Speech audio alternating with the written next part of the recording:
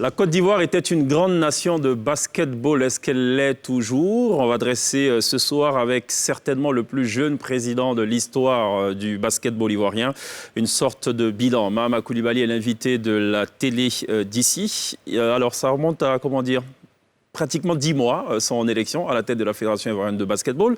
On fait le point avec lui. Quelles sont les avancées, quels sont les projets, en gros, quelles sont ses ambitions. Pour le volet politique, la loupe de Pierre à retrouver tout à l'heure. L'INSEE qui fera aussi son cinéma puisque nous sommes mercredi.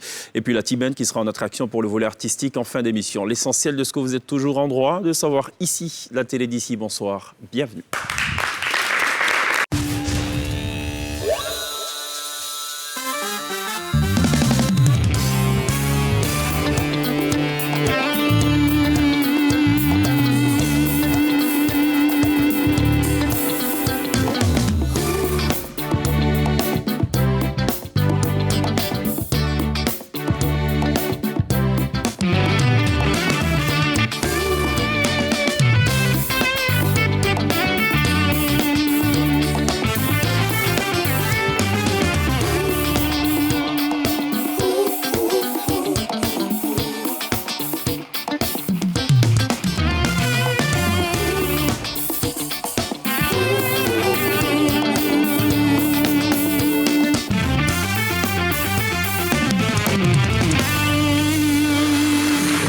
Toujours très bien de nous rejoindre dans la télé d'ici sur NCI pour télévivre la Côte d'Ivoire. Ce soir, on a choisi de télévivre le basketball ivoirien avec son président. Il est en poste depuis le 20 janvier de cette année. Mahama Coulibaly, bonsoir, bienvenue. Bonsoir, Cheikh. 10 mois de présidence, on est satisfait pour l'instant ou on se pose encore des questions? Tout va bien, tout va bien. Le contexte du coronavirus frappe tout le monde, mais je pense que tout va bien. On a bien amorcé notre mandat. D'accord. Une victoire importante face au Cameroun, une organisation qui se met en place. Je pense dans quel cadre? C'était une compétition officielle ou...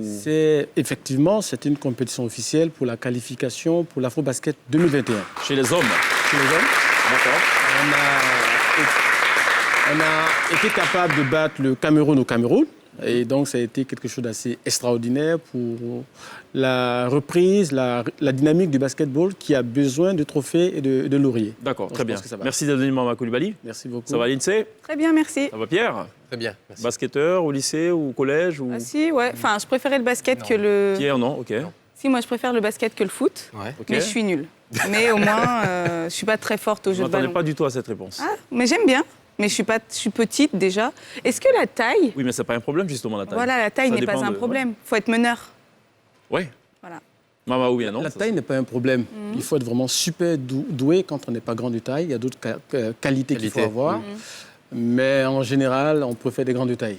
Voilà. D'accord. C'est plus simple. C'est plus simple. On n'a pas besoin de trop sauter. Voilà. On récupère le ballon et... D'accord. Il y a un peu d'espoir quand même pour l'INSEE ou pas? Il faut qu'elle soit vive, à droite. Voilà, je suis gauche. Douée. Voilà, on va dire ça comme ça. D'accord. Voilà. Je suis gauchère, donc... Le basketball, c'est préférable de l'apprendre à bas âge ou dès le bas âge ou est-ce qu'il y a un âge idéal, enfin? Moi, je conseille à bas âge. C'est pour ça qu'il y a le mini-basketball. Il faut pouvoir commencer, dans certains pays, c'est 6 ans, d'autres, c'est 8 ans. Mais la recommandation, commencer tôt. Et la taille qui va se constater plus tard peut être un élément supplémentaire pour être performant, parce que la dextérité est importante dans la capacité à réaliser des résultats. Il est important de commencer tôt, et je trouve que le basketball, c'est un bon sport de socialisation, avec tous ces jeunes qui sont sur les PlayStation et tout ça. Et ils sont dans le monde virtuel. Virtuel, voilà. Est-ce que plus on commence tard, plus on a des risques d'être moins bon? C'est plus compliqué ou Pas forcément. C'est une question d'aptitude qu'on ne développe pas assez bien quand on commence tard. Ça dépend du talent naturel qu'on peut avoir, mais il est recommandé à 80% de commencer tôt pour pouvoir développer quelques qualités avec tous les encadreurs que nous avons. Et les résultats sont plus probants lorsqu'on a commencé tôt. Et c'est la recommandation en général. Est-ce qu'il y a une politique nationale de recrutement, justement, à bas âge? Au football, on parle de minime, par exemple. Est-ce qu'au niveau du basketball... Il y a les clubs qui essaient de les faire comme ils peuvent. Mais nous, au niveau fédéral, on a un projet très important qui permettra de détecter les talents. Et on a lancé le Skills Day, qui va se faire chaque année. qui va permettre d'identifier... Skills pour dire aptitude. Aptitude, habileté, c'est un thème très technique parce que pour nous, il faut être bon techniquement quand on n'a pas la taille. Et il faut donner la chance à la majorité des jeunes de pouvoir profiter de leur capacité et puis de détecter. Et d'ailleurs, c'était le premier camp que vous avez organisé dans le pays. Tout à fait. Quel était le but de ce camp? Est-ce que c'était pour trouver des nouveaux talents, mettre en lumière les talents qui étaient déjà dans le pays et qui excellaient? Le but, c'est de mettre en application notre programme. L'un des volets de notre programme, c'est la formation, la détection des talents, afin d'avoir une équipe nationale de haut niveau et vulgariser le basketball sur toute la Côte d'Ivoire. Et il faut démocratiser le basketball. On voudrait que... Ce n'est pas suffisamment le cas? La démocratisation, c'est pas... En fait, c'est l'accessibilité au basketball pour l'ensemble des acteurs sur tout le territoire national. Le basketball, depuis les 10 ans, était à 80%, les talents viennent d'Abidjan. D'accord. Pour des raisons... Ok, donc voilà. Quand on parle de démocratisation, on parle plus de l'étendue du territoire. Est-ce que le championnat national de basket est diffusé à la télé? Parce que quand vous dites commencer tôt, avec le foot, ça a l'air assez simple parce qu'aujourd'hui, même un enfant de 6 ans sait qui est Lionel Messi, qui est des joueurs locaux. Est-ce que le basket, on regarde déjà le championnat américain sur nos télés? Est-ce qu'on regarde le championnat national pour créer ces vocations? Malheureusement, non. Je pense que Cheikh sourit parce qu'il sait de quoi je parle, ça fait partie de notre programme. Oui. On souhaite qu'à partir de 2020-2021, on puisse avoir une télé partenaire. Et c'est des enjeux stratégiques, financiers pour les télés. Et j'espère que les télés ne sont pas philanthropes, qu'elles vont rentrer dans un projet ambitieux. Bon, je l'ai dit et je vous le dis ici. On souhaite que le basketball appartienne par exemple à NCI et qu'il y ait cette ambition de commencer avec nous parce que, je vais vous donner un indicateur, le Palais des Sports fait à peu près 3000 places. C'est plus important que le champ pro. La capacité, voici la capacité. L'audience, si on organise bien, nous sommes sûrs d'avoir plus de 50% de façon régulière pour la salle pleine. Donc c'est l'audimat, c'est l'audience. Donc on ne fait que promettre, parce qu'on a eu un passé difficile, voilà pourquoi on est là, et on croit qu'il y a plein d'espoir. Alors, j'ai une question. La Côte d'Ivoire, c'était quand même, je dirais pas la référence, faisait en tout cas partie des références sur le continent. Qu'est-ce qui s'est passé aujourd'hui et quelle est en fait la position de la Côte d'Ivoire? Ce qui s'est passé, il y a eu un break avec plusieurs raisons. Nous, on a essayé d'apporter ce qu'il fallait et c'est la raison pour laquelle j'ai sollicité la voix des mandants pour être président, pour pouvoir donner cette nouvelle dynamique. Donc, je ne suis pas là forcément pour critiquer ce qui s'est passé. Oui, on ne va pas critiquer, mais quelle est la cause justement de... La cause réelle, c'est l'organisation au niveau fédéral. C'est la création de l'engouement, c'est le management général du basketball pour pouvoir garder ce cap que nous avons connu jusqu'au début des années 2000. Et donc depuis 2005 jusqu'à 2010, au niveau de la médiatisation, au niveau de la promotion, au niveau de la vulgarisation, au niveau du développement, il y a eu une cassure. Pour principalement, à mon humble avis, des raisons de management. D'accord. Donc là, il faut peut-être se mettre au travail avec tout le monde, avec beaucoup d'humilité et de contribution des uns et des autres pour y aller. Donc je pense que c'est ça le souci. Alors vous avez parlé de démocratisation, c'est important de le rappeler. À la différence du football qui est pratiqué partout, et c'est même presque un réflexe chez les petits garçons, ce n'est pas le cas pour le basketball. On a même le sentiment que le basketball est plus une affaire de quartier UP. C'est vrai que ça se joue dans toutes les écoles ou tous les lycées, mais pour la suite, on a l'impression que c'est du cocody, du marcori dans une certaine mesure et accidentellement dans certains quartiers populaires. Est-ce que c'est juste de caricaturer? Oui, c'est la perception, parce que pour faire du basketball, il faut un terrain de basketball. Et ce sont des infrastructures. Les mairies n'y pensent pas. On va y travailler. Vraiment, ça fait partie de notre programme. Il faudrait que les mairies y pensent, investissent. Mais il faut reconnaître, en termes d'espace de pratique de sport, après le football, c'est le basketball. Parce qu'il y a des aires de jeu... Plus que le handball? Oui, ce sont les mêmes aires de jeu qui sont multifonctions. Oui, plus que le handball.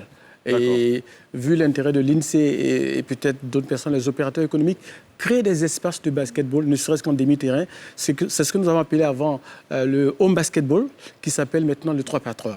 Donc il y a des voies de promotion du basket de proximité et nous avons pour objectif de créer une caravane du basketball à travers toutes les communes et la Côte d'Ivoire. Et donc la question des infrastructures reviendrait donc aux municipalités et non à la fédération? un co-développement. D'accord. Nous apporterons l'expertise, nous solliciterons les collectivités de l'enjeu politico-social de mettre à disposition des infrastructures. Ça se fait actuellement à Yopougon, vous savez, plus de 4 infrastructures qui ont été créées. Et je pense que c'est à nous d'accompagner tout cela et de gérer le patrimoine avec nos acteurs techniques afin de pouvoir en créer plusieurs. Nous souhaitons que les promoteurs immobiliers intègrent dans la création de leur cité des terrains de basketball. On a un programme assez élogieux qui va jusqu'à la création d'un centre fédéral de haut niveau. Et notre souhait, c'est que l'une des grandes villes, les 10 grandes villes de Côte d'Ivoire, puisse avoir une salle couverte. On fait appel à San Pedro, à Korogo, à Daloa et à Mans. C'est effectivement ambitieux. Voilà, évidemment, ce n'est pas la fédération. Hyper ambitieux, mais ambitieux. Parce qu'une salle de basketball, elle est multifonctionnelle. On fera de la conception et du conseil pour que des opérateurs privés sachent qu'avoir une salle, c'est la création de 25 emplois, c'est pouvoir faire des mariages, c'est pouvoir faire du basketball, parce que ce n'est pas seulement que l'État. Et donc, on encouragerait et les promoteurs privés et les collectivités à investir dans un patrimoine qui peut servir et pour le basketball et pour les projets.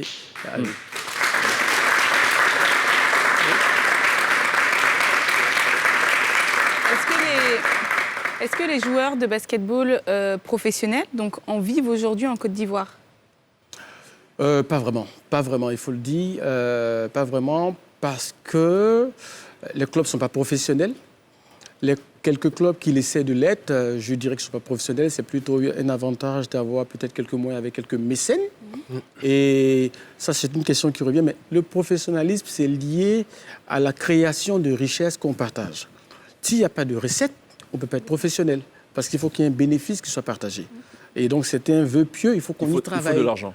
Il faut de l'argent, il faut une économie, il faut qu'on paye pour entrer au stade, il faudrait qu'on ait des sponsors, il faut des droits télé qui soient réglés par les chaînes de télé. Donc, c'est tout un programme que nous espérons, sur 4 ans, il faut arriver à la lisière de la professionnalisation pour que les différents acteurs puissent avoir au minimum le SMIC. Nous avons souhaité... parce que ce n'est pas le cas. Ce n'est pas le cas. Un joueur de basket, il touche pas le SMIC. Pas forcément, on n'est pas professionnel. Nous avons souhaité, à très court terme, dans 3 ans, du fait du corona, arriver à une ligue professionnelle et à solliciter aux différents clubs d'avoir un budget minimum pour pouvoir assurer une qualité de spectacle et un minimum pour les acteurs pour que ceux-là soient capables de nous produire des spectacles de qualité. En gros, les acteurs, ils vont jouer pour se faire plaisir. Pour se faire plaisir, mais plutôt selon une autre vision qui est le basket comme une passerelle d'insertion sociale. Bon, oui, d'accord. En tout cas, je vous assure à moins de 60 000, il y a un vrai problème là. Mais il y a un problème, il y a un paradoxe, comprenez-le. Les sports qui ont moins de revenus financiers sont ces sports qui ont beaucoup de cadres qui s'insèrent dans la vie. Parce qu'il est bien beau de peut-être avoir un salaire assez important et de négliger les études.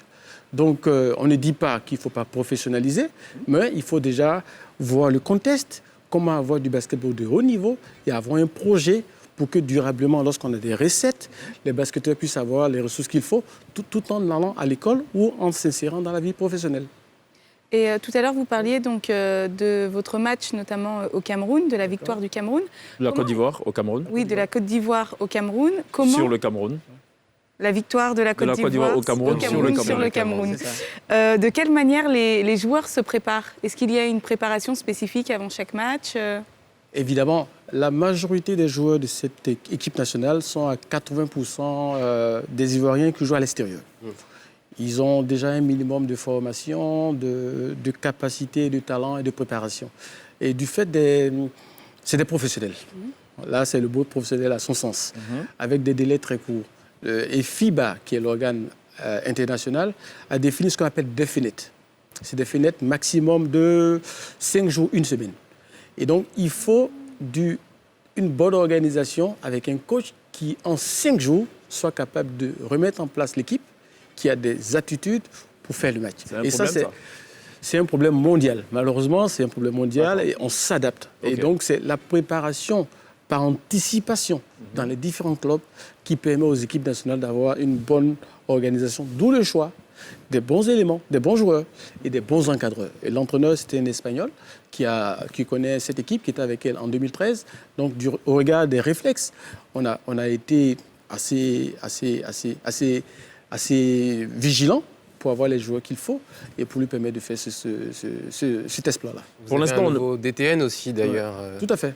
On a un nouveau DTN, ça rentre dans notre vision parce qu'on a souhaité d'abord, autant on a des joueurs de talent, il faut qu'on ait des entraîneurs de talent. Et notre vision, c'est de pouvoir être parmi les meilleurs d'Afrique dans peu de temps. Donc c'est toute une politique globale pour qu'on puisse atteindre nos objectifs. Est-ce que nos joueurs peut-être pas vendent bien à l'international, mais est-ce qu'ils ont la cote à l'international? Oui, je pense. Nos joueurs ont la cote.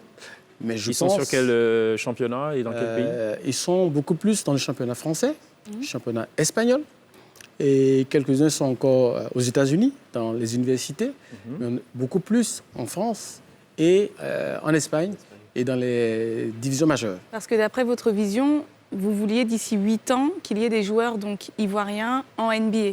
C'est ça.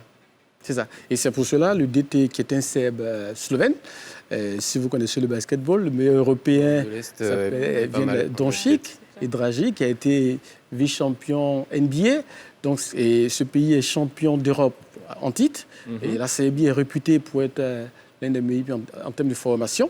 Donc, c'est l'expression de notre ambition en faisant venir un DTN de cette qualité pour pouvoir souhaiter avoir d'ici 8 ans des joueurs NBA. Alors, je me méprends peut-être, mais pour l'instant, j'ai l'impression qu'on ne parle que des hommes. Oui. Quid des femmes? Écoutez, je pense que c'est cette question qui était plus orientée hommes, mais sinon les femmes... Non, Lindsay, est-ce que vous avez précisé hommes? Non. Non, je n'ai pas précisé. Ni moi, ni Pierre. Comme on parlait du Cameroun, le Cameroun, c'est l'équipe nationale. Voilà, les dames, je pense que... Est-ce qu'elles sont... Enfin, l'équipe homme et l'équipe femme sont-elles confrontées aux mêmes difficultés? Oui, aux mêmes difficultés. Parce que historiquement, les hommes ont toujours eu une sorte de traitement de faveur. Enfin, les meilleurs résultats provenaient plutôt des hommes, j'ai l'impression. Oui. C'est cela. Oui, c'est cela. D'abord, ce n'est pas forcément lié à l'organisation fédérale de la Côte d'Ivoire. C'est lié principalement à l'engouement, à l'audience au niveau international.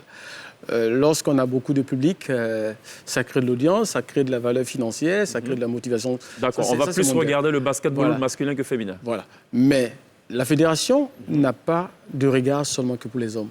L'équipe féminine également a connu son entraîneur qui est une Ivoirienne qui est aux États-Unis, Christelle Garçanet. Donc ça veut dire que l'ambition, c'est d'avoir une équipe féminine assez forte. Et d'ailleurs, la majorité des filles de l'équipe nationale de Côte d'Ivoire sont en Côte d'Ivoire, dont une est là, Irène Bognini, qui fait partie des meilleures joueuses de Côte d'Ivoire, qui ont eu une attention particulière de la part de la fédération de tout temps. Mais je pense que ça va être encore meilleur parce qu'il va falloir respecter ses engagements. Et en termes de moyens, je pense que ce sont les mêmes moyens que nous avons décidé de mettre à la disposition de la section féminine comme masculine. D'accord. Ça, on rassure tout le monde à ce niveau. Mais est-ce que les femmes rencontrent un petit peu plus de difficultés pour la professionnalisation, par exemple, ou est-ce que ce sont les mêmes que les hommes? Elles ont plus de difficultés pour venir faire du basketball. Ça, c'est déjà le souci. Oui. Et donc, il faut avoir une attention particulière pour les femmes, pour que tout ce qui est comme risque, situation qui les perturbe à pouvoir faire du basketball, soit levé. Maternité, mariage, tout ça, ça demande à ce qu'on ait une politique volontariste afin d'avoir beaucoup de femmes à faire du basketball. Au niveau professionnel, je ne pense pas. Nous avons pas mal de femmes qui sont au niveau international. On a la meilleure joueuse de Côte d'Ivoire qui est en première division, Diaby Kariata. On a une autre Kani Kouyaté qui est en deuxième division de basketball. On a Minata qui est en France également. On a pas mal de filles qui sont également aux États-Unis. Donc je pense que les filles réussissent bien à s'exporter et ça se passe très bien. Alors, comment vous arrivez à recruter ces filles? Ce sont elles qui se signalent à la fédération ou c'est plutôt la fédération qui mène ces investigations? Ce qui est très bien, et c'est ce que je disais à quelques membres de la fédération, les filles qui ont commencé en Côte d'Ivoire sont celles-là qui réussissent mieux à l'extérieur. C'est-à-dire qui ont travaillé dans des clubs jusqu'à 18 ans, 20 ans, et qui ont été championnes à la francophonie, ce sont celles-là qui réussissent. Donc, la majorité des filles viennent d'abord de la Côte d'Ivoire, dans les centres de formation, et ensuite s'exportent. Donc, on a très peu de filles qui viennent de l'extérieur, qui sont les meilleures dans les équipes nationales. Bon, on n'a pas de souci.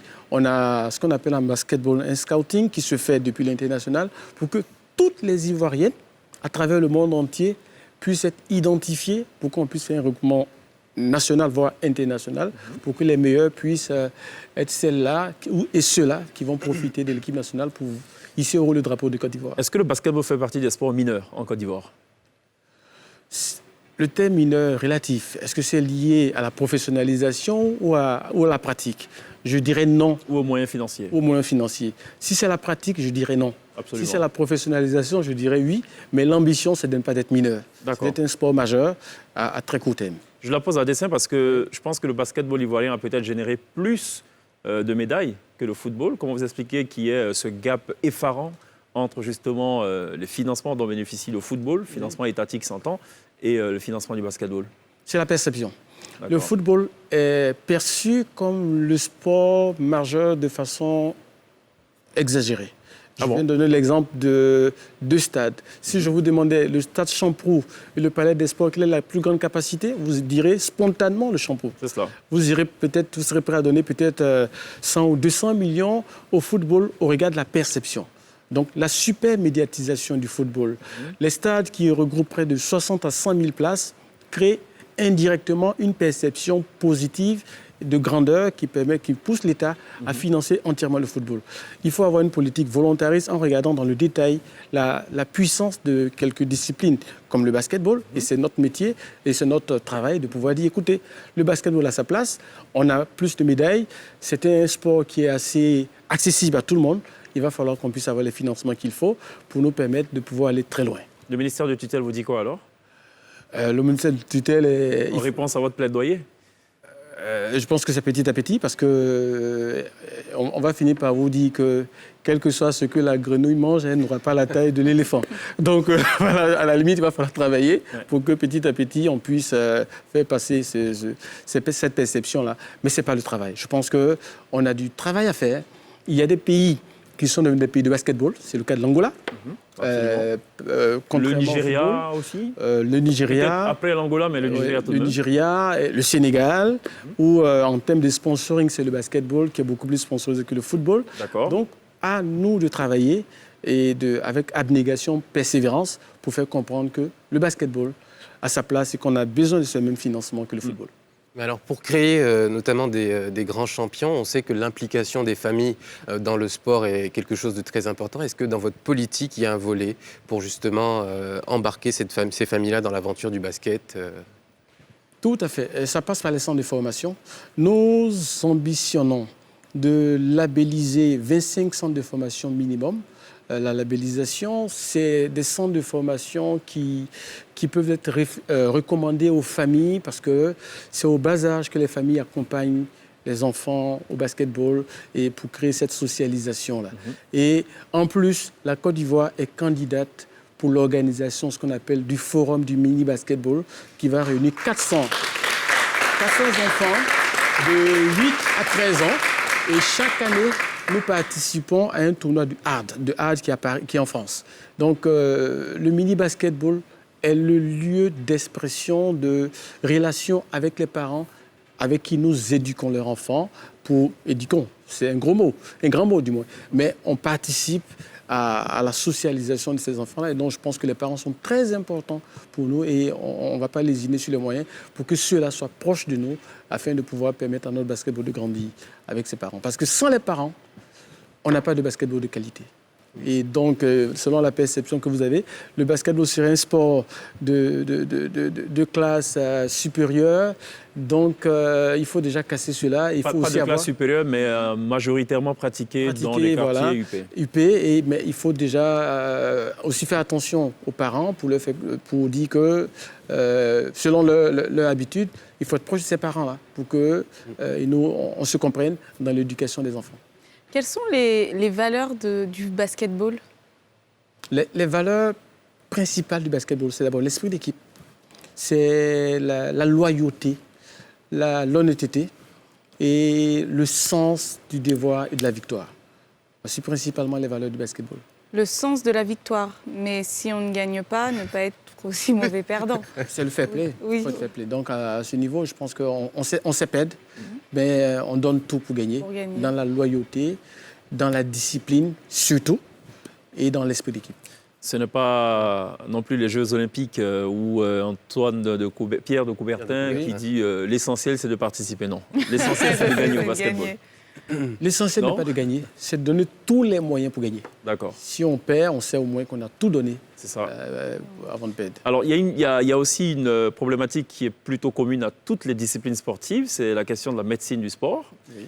Beaucoup de clubs sont délaissés, ce n'est pas que le basketball, hein, c'est le football. À ce niveau, est-ce que des choses sont prévues dans le programme de Mama? Nous avons mis en place une grande commission médicale et avec des sous-commissions de kinésithérapie pour que les gens, on a une dame, je pense que son mari est l'un des excellents basketteurs, Stéphane Konaté, Madame Konaté, qui est responsable de la filière féminine kiné, et il y a un homme qui s'occupe de la filière masculine.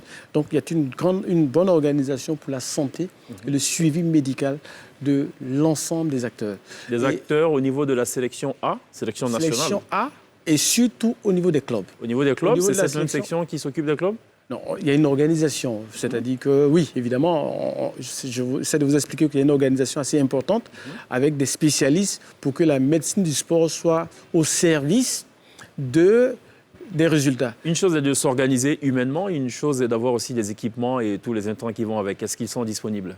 Oui, ils sont disponibles. Est-ce qu'on n'aura pas affaire à des compétitions du style tel athlète ou tel sportif ivoirien s'est blessé, il a été délaissé par la fédération? Non, je ne pense pas. Il est en train de mourir seul chez lui. Je vous dirais, on vient de faire un tournoi récemment, on a eu une blessée, on avait un contrat, on a fait venir le SAMU. La joueuse a été prise totalement en charge. Elle était dans un hôpital. On s'en occupe totalement. La fédération va être très, très, très vigilante en termes de suivi médical de l'ensemble des acteurs. Très bien, on va y revenir. Notamment sur les sources de financement de la Fédération ivoirienne de basketball. On va aussi parler du calendrier. Est-ce que les compétitions sont connues à l'avance? Est-ce que les dates sont tenables? Combien d'équipes donc sont concernées par ce championnat? Alors, on va marquer juste une pause, parler un peu politique avec Pierre. C'est la loupe du jour. Voilà. Alors, Pierre, de quoi parlez-vous ce soir? Alors, ce soir, on parle d'une interview. De l'interview de façon générale, de la question-réponse, de l'entretien, ce bel outil, ce bel exercice, parfois un moment de grâce qui, quand il est bien mené, peut donner naissance à de grands moments de télévision, mais aussi de l'histoire, et je pèse mes mots. Alors, désireuse de raconter cette histoire, eh bien, il y a des médias, un paysage audiovisuel en pleine ébullition ici en Côte d'Ivoire, de nouvelles chaînes, une nouvelle dynamique, de nouveaux programmes, présentateurs, journalistes, reporters ou autres chroniqueurs, bref, nous sommes nombreux. Alors, on l'avait noté ce week-end, 2 interviews coup sur coup du président de la République, la première dans Le Monde et la seconde dans le JDD. Et ça avait interpellé. Mais avant ça, il y avait eu Paris Match. Sauf que mardi 27, eh bien, une autre interview est annoncée, et cette fois filmée, du président de la République, conduite par RFI et France 24, et diffusée sur cette dernière. Le constat, il est simple, clair, limpide comme de l'eau de roche. Le service de communication de la présidence a peut-être fait le choix d'accorder la primauté à la presse étrangère, et ce n'est pas faute de sollicitation d'une presse locale. Alors imaginez, soyons un peu fous, que vous et moi, ou que Mélina Makissi et Ali Diarra-Souba soient conviés à conduire une interview du président de la République française à Paris pendant la campagne électorale, avant une interview sur un plan national. Eh bien, on ne le verrait tout simplement pas. Je suis sûr que vous-même, derrière votre écran, eh bien, l'idée vous fait sourire. Ne faudrait-il pas privilégier la presse locale pour des réponses d'un président à sa nation? Quel drôle de choix j'ai trouvé. Pas que je blâme des journalistes qui sont totalement en droit de solliciter ces interviews, mais une équipe de communication qui peut-être n'a pas pris le pari de valoriser des compétences locales. Je me suis posé la question de savoir quel était le frein, la popularité du média, son canal de diffusion, son accessibilité. Internet a aujourd'hui résolu ce problème, et c'est aller trouver l'auditeur là où il se trouve. Le sérieux du média, il faudrait peut-être lui donner sa chance. Il y a bien évidemment ces interviews qui sont accordées à la nation à l'approche de la fête d'indépendance, mais dans cette période électorale, alors que la campagne se termine bientôt, toujours pas d'intervention ou d'entretien sur une chaîne locale. D'accord, mais la campagne se poursuit et si ça se trouve, le président passera peut-être à la télévision nationale ou ici. Peut-être ce soir, peut-être demain. En tout cas, on ne l'a pas encore vu. Savons-nous. Et on s'inquiète. C'est cela. Mais en tout cas, une certitude, c'est que le président accorde quand même parfois la primauté. Sinon, beaucoup de fois la primauté à la télévision nationale, ce qui est tout à fait normal. Je crois que la dernière interview date du 6 août 2019. Interview conduite par Bro Aka Pascal, donc qui est journaliste et par ailleurs président du conseil d'administration de la RTI. Merci Pierre pour cette coupe. On marque une pause, on se retrouve dans quelques instants.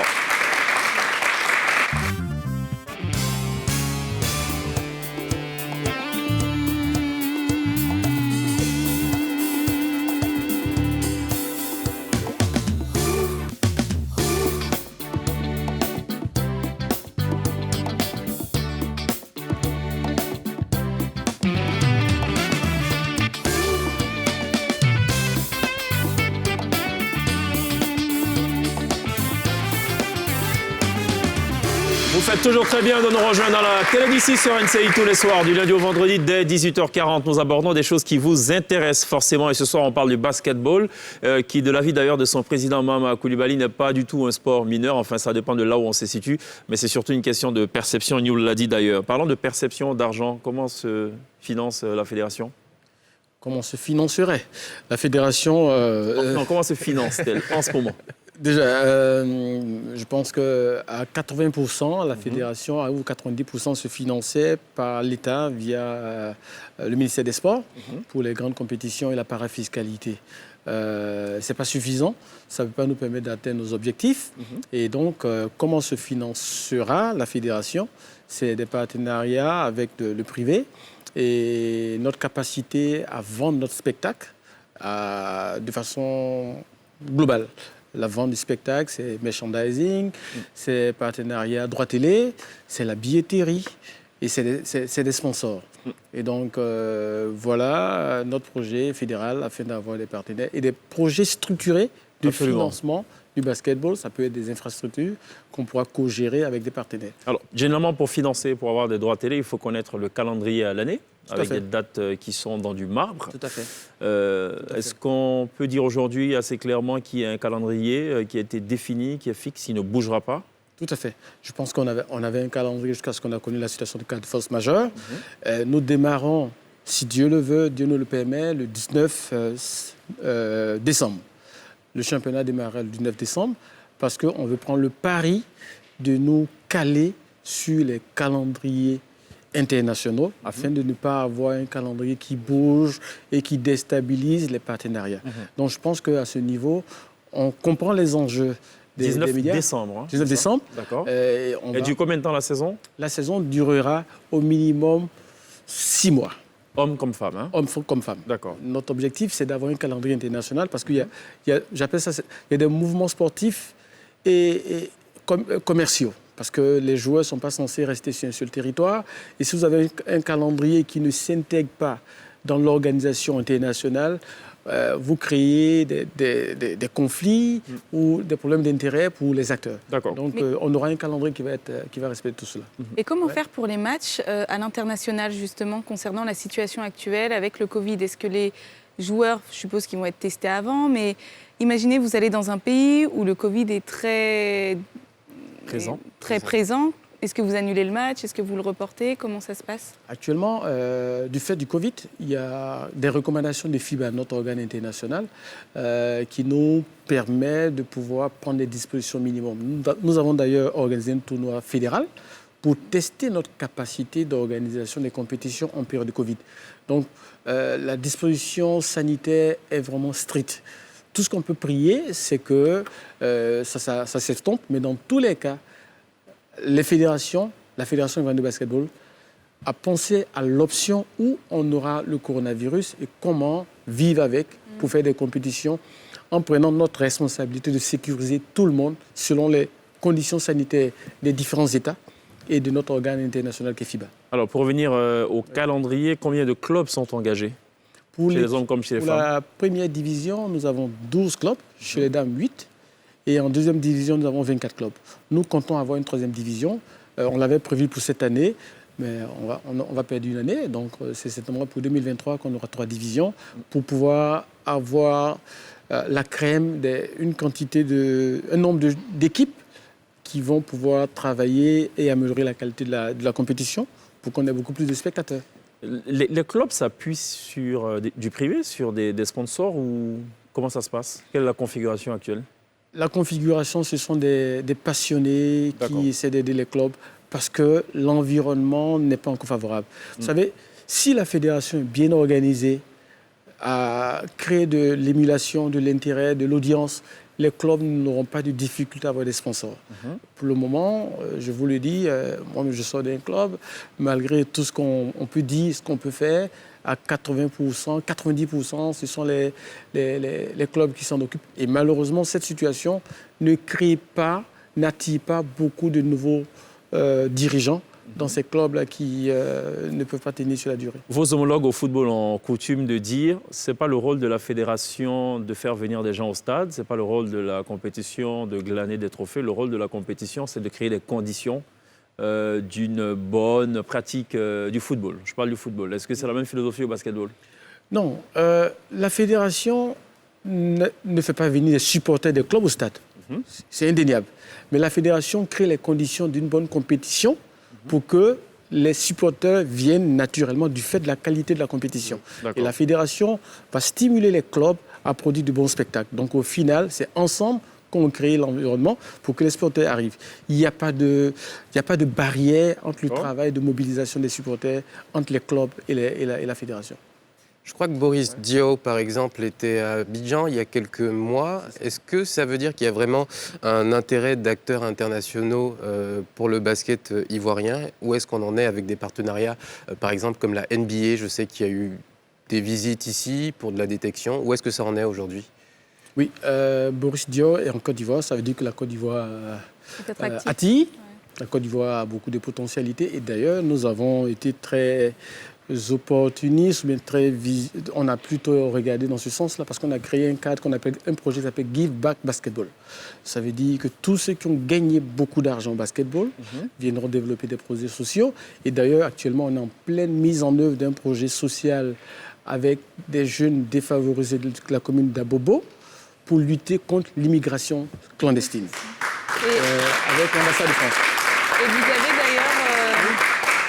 Et vous avez d'ailleurs été sélectionné parmi 200 postulants. En quoi consiste ce programme? Le programme consiste à apprendre à des jeunes qui n'ont pas eu la chance d'aller à l'école ou d'avoir un métier, de faire du basketball et les métiers rattachés au basketball, c'est-à-dire le tracé de terrain, la fabrication de cerceaux, la maçonnerie, et avec au final la restitution d'un terrain de basketball de telle sorte à ce que lorsqu'on part à Bouaké, à Goïtafla, à Daloa, il y a des acteurs qui soient capables de créer des métiers autour du basketball et savoir qu'on peut vivre de cela. Avec la possibilité pour ces jeunes-là, sinon pas de pouvoir être des professionnels, s'ils ne réussissent pas, de faire un métier. Donc le projet permettra de créer une sorte d'emploi, pas une sorte, des emplois pour ces jeunes-là. Et ça rejoint ce que j'ai toujours dit, que le sport en Afrique, pour le moment, doit être une passerelle d'insertion sociale. Il ne faut pas faire du basket que pour le basketball, il faut avoir un métier afin de pouvoir réussir. Parce que, encore une fois, quel que soit le sport, on est à un taux de professionnalisation ou bien de réussite qui n'est pas plus de 5%. C'est vrai. Voilà. Donc, en ce moment, il ne faut pas faire que du basketball, du football.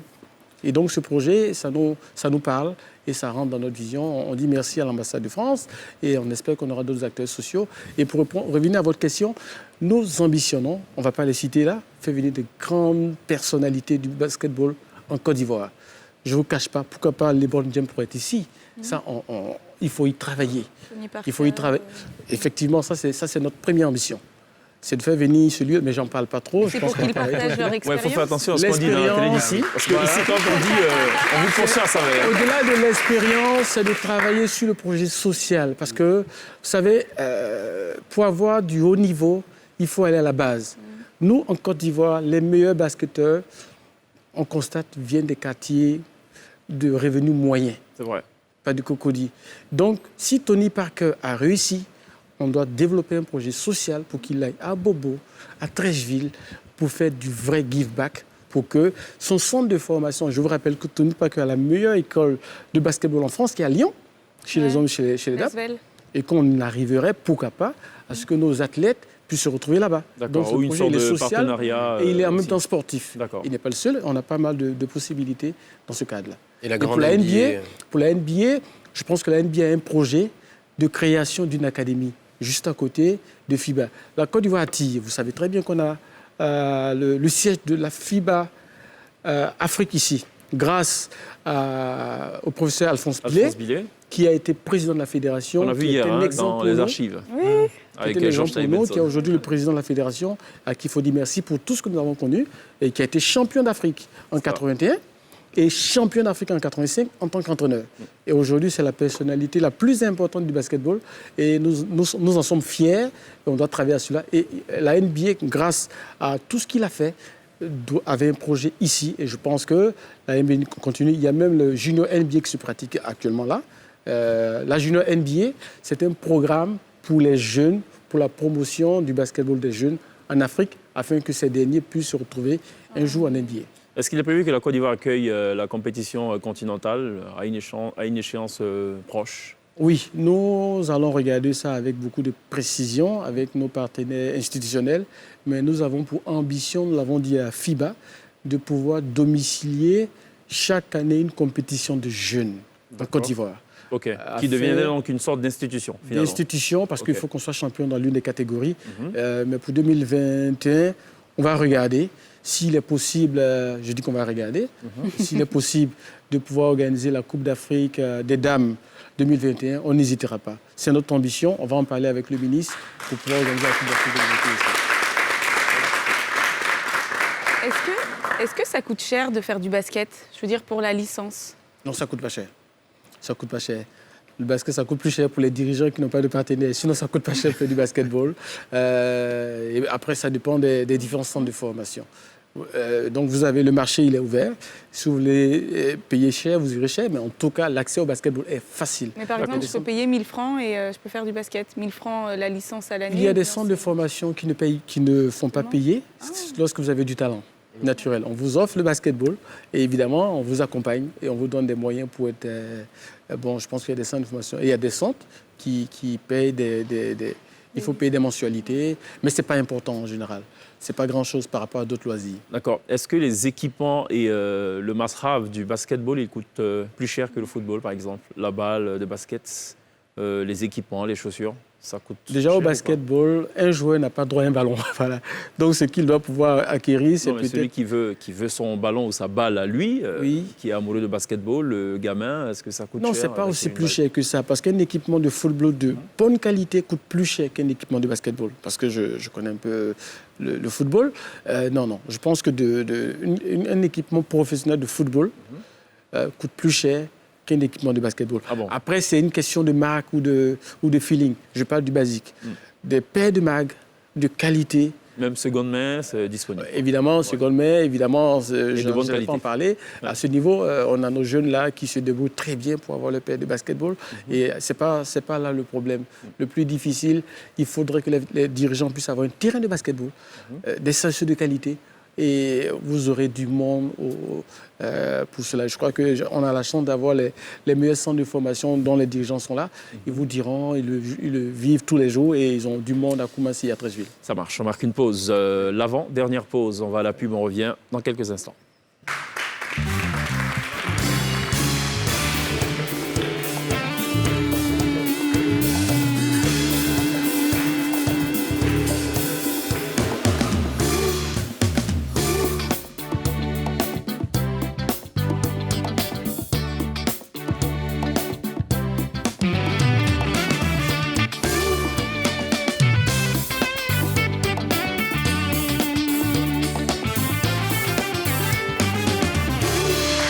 Vivez le basketball ce soir sur LCI avec Mama Coulibaly, président de la Fédération ivoirienne de basketball, avec qui donc on parle basketball forcément depuis le début de cette émission. On va marquer on appuie un peu sur le frein, le temps de se tourner vers l'INSEE qui, elle, tous les mercredis parle de cinéma. Elle fait son cinéma. Bon, voilà. Cinéma l'INSEE, jingle et on en parle juste derrière. Alors, de quoi est-il question ce jour Aujourd'hui, je vous parle de Chadwick Boseman. On part à l'international, direction les États-Unis. Il y a quelques mois, on vous a annoncé donc, le décès de Chadwick Boseman, l'acteur connu principalement pour son rôle dans Black Panthers. Et avant son décès, il a tourné dans une production Netflix. Ça s'appelle Le Blues de Ma Rainey. On regarde. C'est un beau casting. Ouais. Le film sortira le 18 décembre. C'est une adaptation de la pièce d'Auguste Wilson.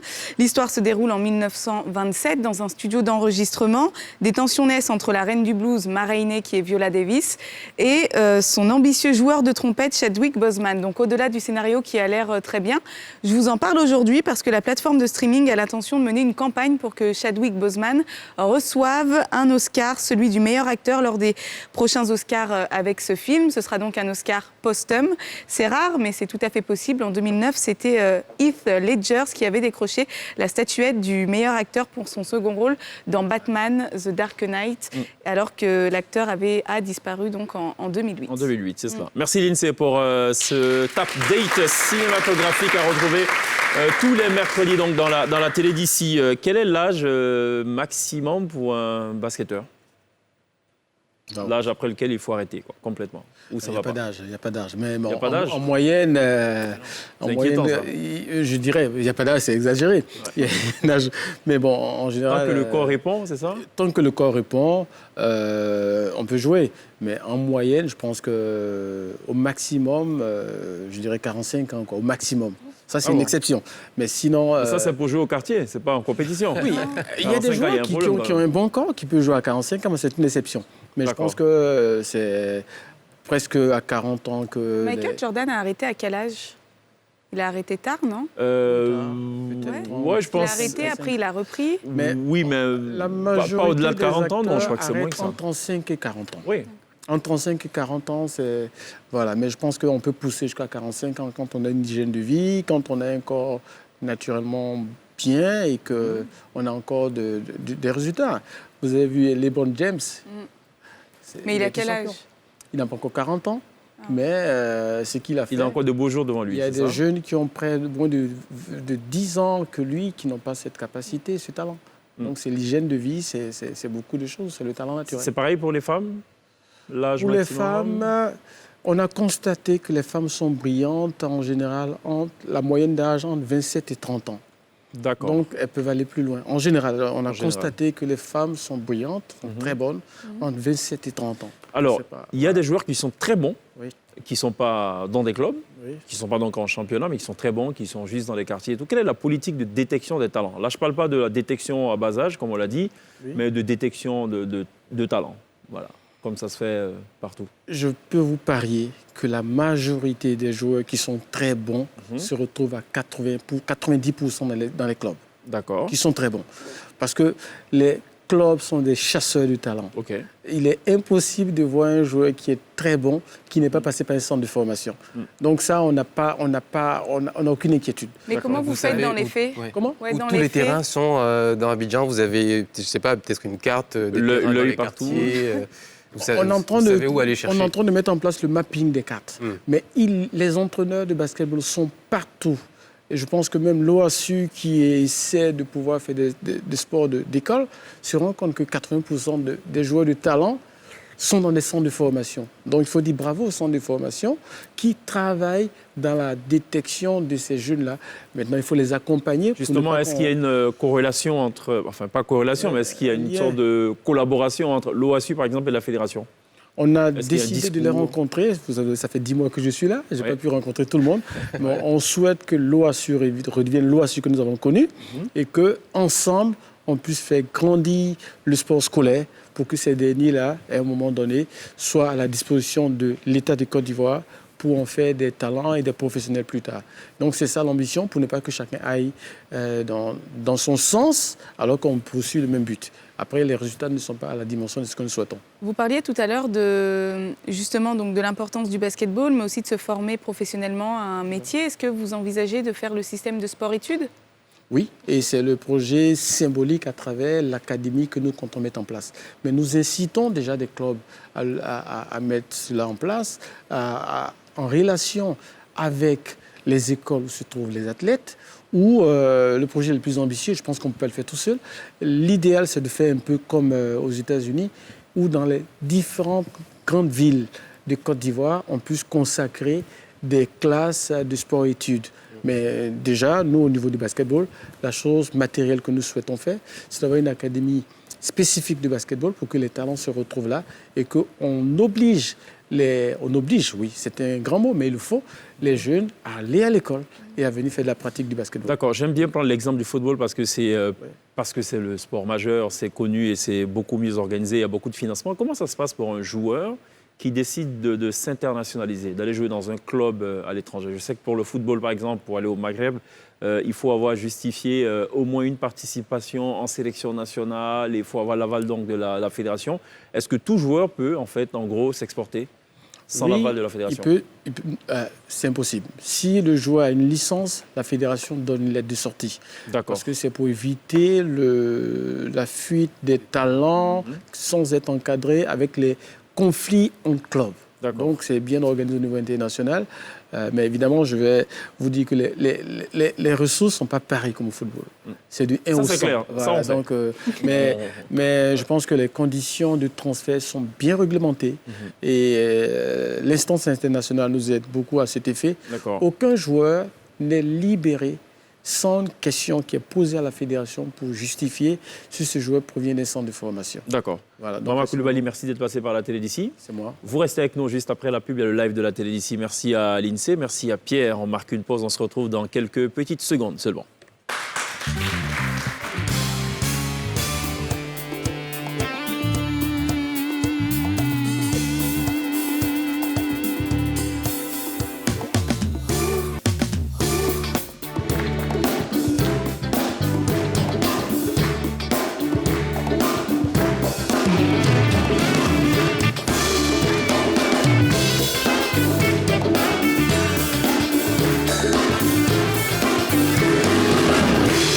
Ce sera tout pour la télé d'ici consacrée ce soir au basketball. On avait pour invité Mahama Coulibaly qui reste d'ailleurs avec nous pour donc assister au live de la T-Band dans quelques petits instants. Juste le temps de remercier ces joueurs donc de basketball de Côte d'Ivoire, ces entraîneurs et donc le chaleureux public qui nous ont accompagnés tout au long de cette émission. Et la T-Band qui s'installe pour nous reprendre ce soir deux véritables hits All Night Long de Lionel Richie et parce qu'on vient de loin de Corneille. On se retrouve demain d'ici la Take Care, la T-Band, right now.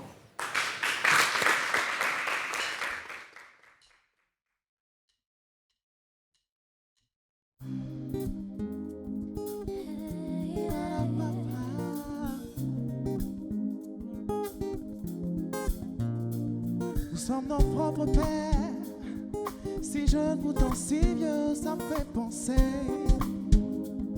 Tu sais, nous sommes nos propres mères. Si jeune et si sérieux, mais ça va changer. Oh, oh, oh. On passe le temps à faire des plans pour le lendemain. Pendant que le beau temps Passer nous laisse vide et incertain. trop de temps. S'essuyer, s'écorcher les mains. À quoi ça sert si on n'est pas sûr de voir demain? À rien, alors on vit chaque jour comme le dernier. Et vous feriez pareil si seulement vous saviez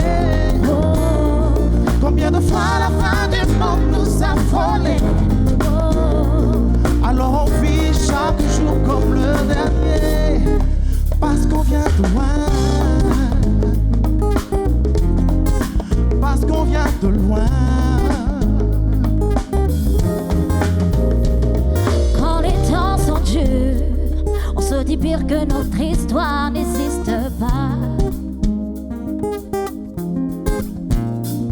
Et quand l'hiver perdure, on se dit simplement que la chaleur nous reviendra. Et c'est facile comme ça. Jour après jour, On voit combien tout est éphémère. allons même mon amour. J'aimerais chaque reine comme si c'était la dernière. L'hiver est trop doux. Quand on ne vit que sur tes prières, moi je savoure chaque instant bien avant que s'éteigne la lumière. Alors on vit chaque jour comme le dernier. Et vous ferez pareil si seulement vous saviez combien de fois la fin du monde nous a frôlés. Alors on vit chaque jour comme le dernier, parce qu'on vient de loin.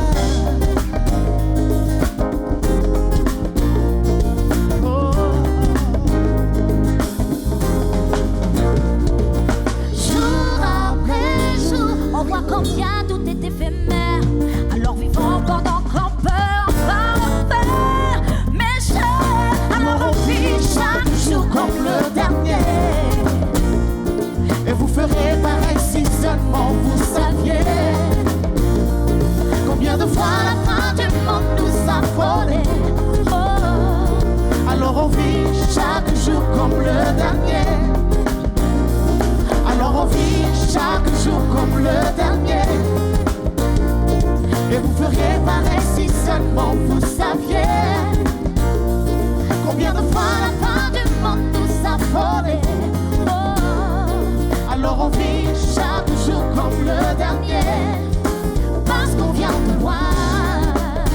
Oh, parce qu'on vient de loin. On vient de loin, parce qu'on vient de loin.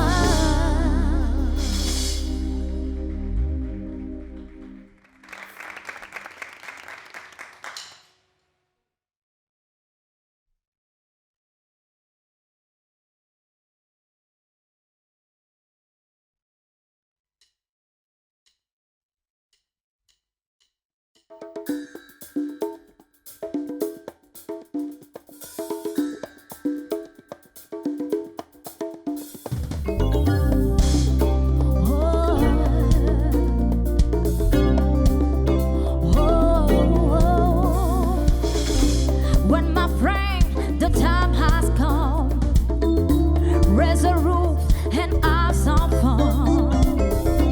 Throw away the work to be done. Let the music play on. Everybody sing, everybody dance. Lost yourself in one romance. We're going to party, caramba, fiesta, forever. Come on and sing along.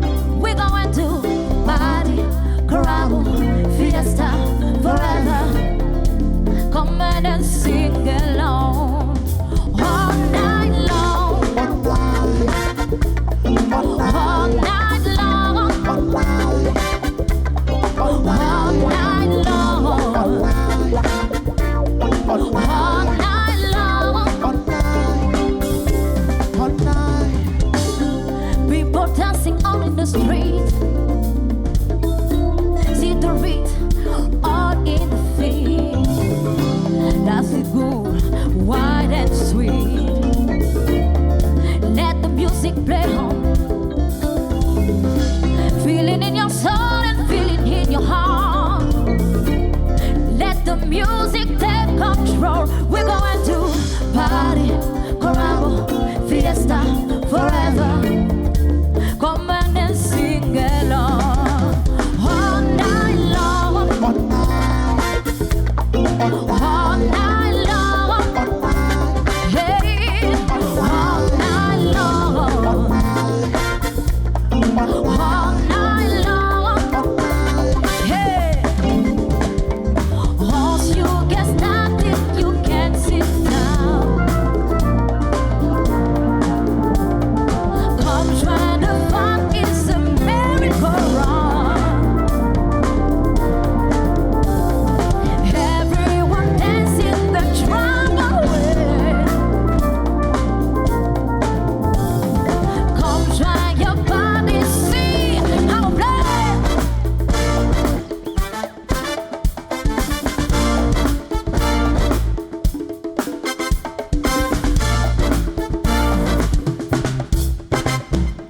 Tambolite sente moya.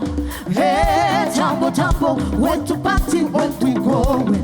Oh, tambola, Tambolite sete moya. hey, tambo, tambo.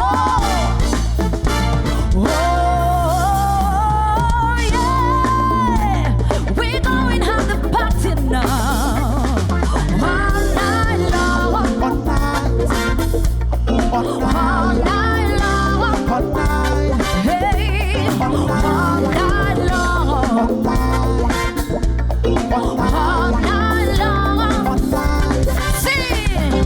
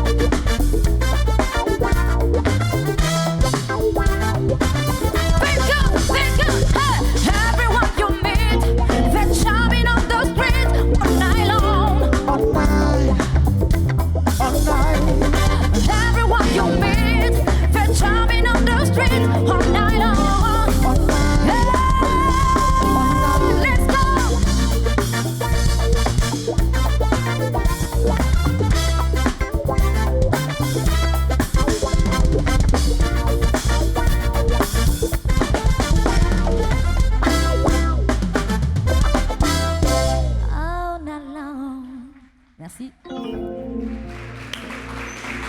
La Tiben, merci de l'applaudir, bravo, good job. All night long. Parce que vous venez de loin.